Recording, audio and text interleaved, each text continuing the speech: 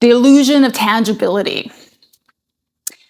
For it to be real, I must be able to see it, sense it, taste it, feel it. There is a consensus amongst all of us that tangibility is of physical assets. So in order to be real, it must be tangible, right?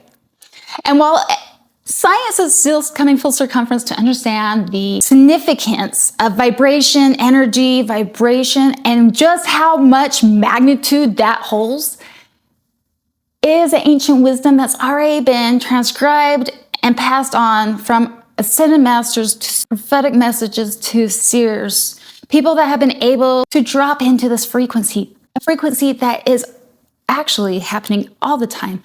And you, my love, also have that same power. Today, I'm hoping to disrupt the matrix of the program that just because you can see something is the only definition to tangible assets. In that, if I think something, it must not hold much weight because it hasn't come to life yet. But I would like to challenge you on that and tell you, actually, this is an active broadcast and it's happening every millisecond that you have a thought, conscious or not. Thus, the importance of staying conscious at all times and the reality that you are creating. I want to welcome you to or back to the channel. Here on Crystal Clear, we talk all things spiritual.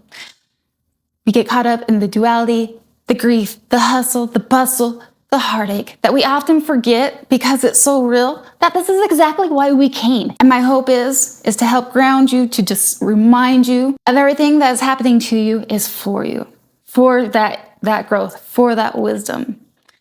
In the last couple weeks, I've been talking a lot about discernment, understanding the energies that we are swimming in, that we broadcast, that is being emitted at every given moment, and recognizing that discernment carries that double-edged sword of for every side of a coin, there's another, and we often get it confused, but it's all on an energetic frequency.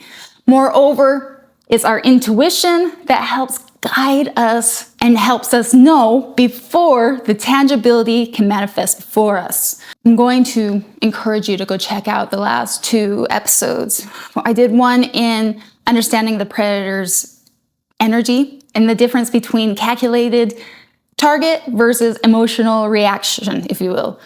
Last week, I spoke about the energy of things that are a little too intimate, things that boundaries are crossed with our dearest people that we hold close to our heart, that we feel safest with, family or friends.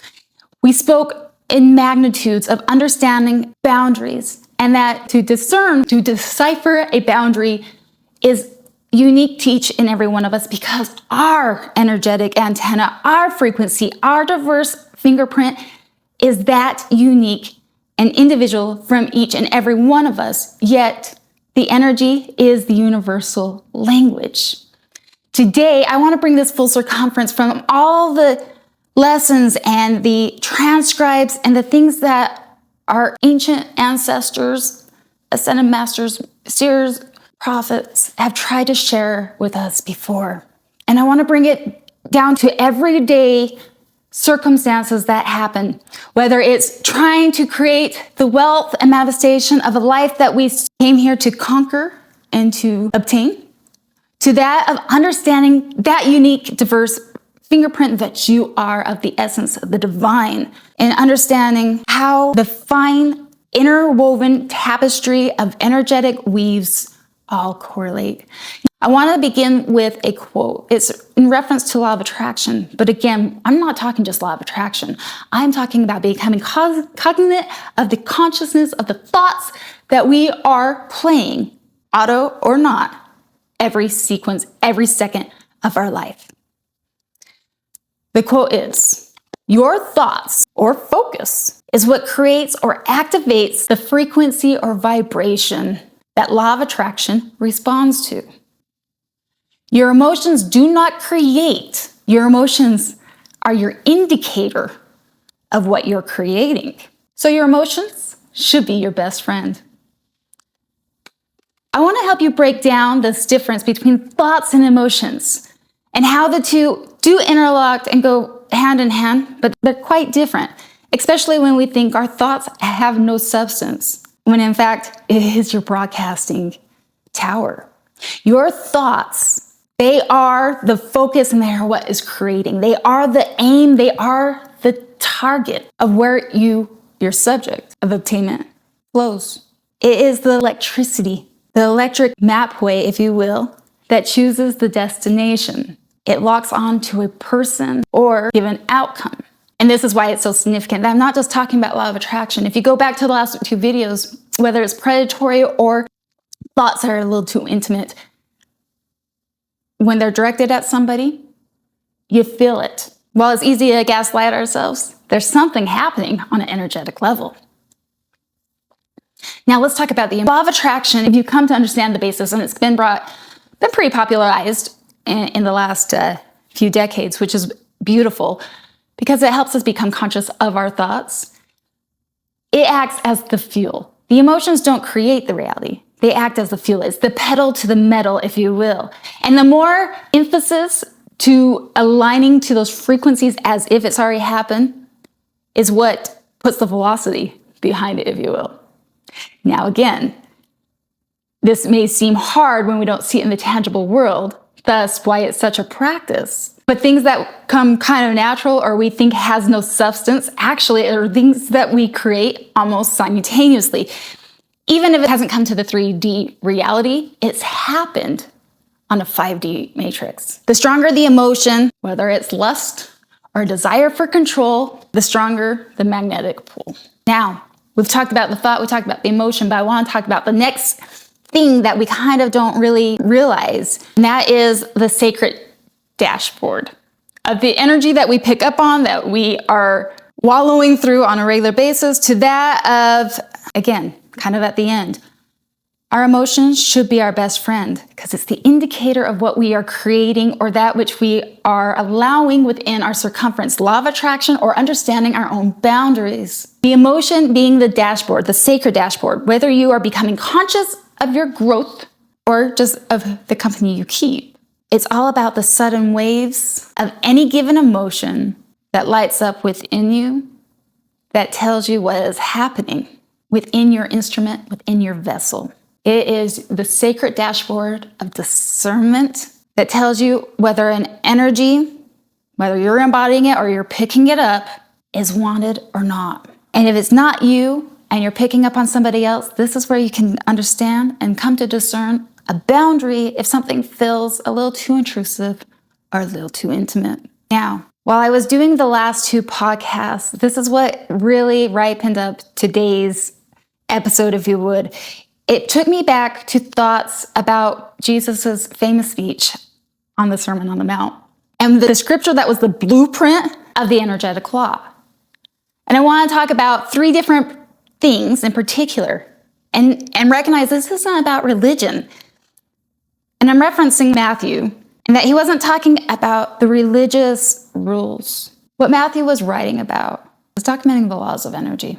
So again, what is too intrusive? Why does it matter if it's just here and it's not acted on? Well, if you go back and watch my one video, or just think about the last time you've witnessed yourself in a hostile environment, that you felt the energy, were actions necessary for you to feel that? In Matthew, it is written that harboring deep hatred or malice in your heart carries the same frequency as physical violence. Is there any reason that my spirit guides, when I first came out of a toxic relationship, one of the first advice that they would give me is to forgive? Or even to that of picking up on others' frequencies, whether it's you protruding the energy of hatred or spite, or else picking up on it. There's an energetic force happening. Whether it's a sociopath or an ego-driven need for control, that energy is happening and people can feel it. It's crossing a boundary. Now let's take it on the other spectrum. That of a boundary that is crossed in the realms of things that are a little too intimate. Think about when you felt maybe a sexual charge or something shifted in a very safe environment, but you could feel there was something different. In Matthew, it is also written, Jesus also speaks about looking upon someone with lust is already committing the act in the heart. Guys, this isn't about religious shame. It is literally about the physics of conscious, unconsented projection of intimacy. Now, you may argue, well, nothing was actually outwardly acted on that. That's beautiful. It does slow down. It helps you become conscious of your thoughts. The beauty about this matrix, and one of the reasons we came here, one of the very many gifts, is that there is delay reaction. It helps us become the creator of our world. That's a gift. The delay reaction in the density of navigating this world. But regardless of the action, the thought already took place. And on a 5D spectrum, the energy was already emitted and it was already transmitted and it was projected and unsolicited towards a target. It's already done. Because in the realm of 5D, beyond this veil, there is no such thing as time. It is all happening simultaneously now.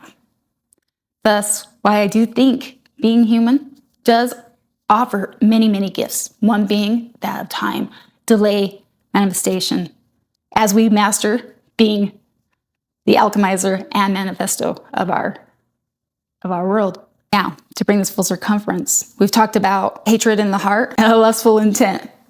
And that Jesus said, it's already as if it is done. But what really matters at the end of the day, and this is another thing that humans get confused, is about your intention of that energy. And I say this because in today's world, as humans, this goes back to the way I was beginning with the opening. Tangibility is something that we can see, smell, taste, physical asset, right? We often hear people say, I don't trust what he says or her. I'm going to trust their action. Well, Spirit will take you a step back and correct you. And they would say, as they've told me, people do nice things all the time without good intention. It is about the intent of their heart. And I was brought to this realization when I thought about a toxic ex who would do good things outwardly to create a name, to harvest this good facade, when deep down, and allude to the reality, it was all done with an objective to create a persona that was meant to manipulate and control. And as Jesus would say, this was also said in Matthew chapter 6, there is a warning about people who do good deeds or give charity just to be seen and praised. Jesus calls this completely empty. See, this is why discernment is so powerful on your behalf. It is a gift to know if these things, and sometimes it takes time as you learn to discern these energies, because we look at superficial things. That's what I'm saying. Everything is deeper. But once you understand the intention behind the reason why you or anybody else does anything, it safeguards you on the realm of what is really happening on that micro level of every millisecond, lightning speeds of consciousness of manifestation that's already happened without this filter of the matrix. If your intent is fueled with the energetic blueprint of control, manipulation, or keeping score, Spirit reads it as rot. You think your thoughts are safeguarded? I would challenge you to recognize that the divine lives in you and also is fully consciously aware that the breath that was breathed into you also is of your free will being monitored by that same light, that same frequency. Spirit reads the blueprint of the intention. So while you think you may be getting away with other people, or other people might be thinking that they're getting away with their thoughts, I would challenge you, because that's not what Spirit sees. They don't look at the decoration of the 3D. Likewise, as you tap into your own discernment and your own intuition, and you begin to read what drives another or even yourself, and it must begin within self, you also begin to read the actual contract, not the pretty wrapping paper that it's delivered in. And what I want to say as I bring this full circumference, as you dive into the understanding of these divine gifts that are embedded on you, the divine gift of intuition, discernment, which you were born with, and as you pull away the layers of crazy making, gaslighting, not being able to see it because it hasn't manifested in 3D world, but actually dive deeper, then too, are you going to realize that you're not crazy. You're not hyper vigilant as the world would make you believe. You are the attuning antenna to your vessel, to the nervous system that has been designed to read your environment, the sacred vessel of the dashboard, that which you are. Whether you are scanning to understand your own unique channel, your own unique vibration, coming to understand those vibrations that you swim around and keep company with, or else just to the understanding of what you are manifesting is all within you. It's happening. It has happened. It is here. The 3D matrix is just having a lag time in the creation. What I'm saying is you do not need 3D proof to validate a 5D boundary, understanding your own heart. Thus, the need for somebody needs to hear this, your need to explain yourself becomes irrelevant when you understand the frequency of it all. Whether it's in the tangibility of creating the frequency of wealth to that of what it looks like within you. You are the energy. You are the blueprint of this universe. You are unique in its own essence. You are unique and individual, but also ever expanding in the interlaced, the interwoven matrix of the tapestry of it all. Master the internal. So within, so without. So above, so below. Your thought is creating the energetic fuel, conscious or not, directed towards any given object or person, and has already happened real time. I want to hear from you. Did anything in this podcast resonate with your journey? I welcome you to, and I invite you to support this channel by rating it and leaving a review, whether it be on Apple, Spotify, or YouTube. It helps our tribe find one another. It helps the mission. It helps the message find those who need it. And also, when you subscribe, it reminds you the next time we upload, and so you don't miss a download. I am so honored to be a part of your path in the soul's journey. I want to just send you love and light. Thank you for the opportunity to share this, and I hope it resonated with somebody. And until next time, love you guys so much. Namaste. Mwah.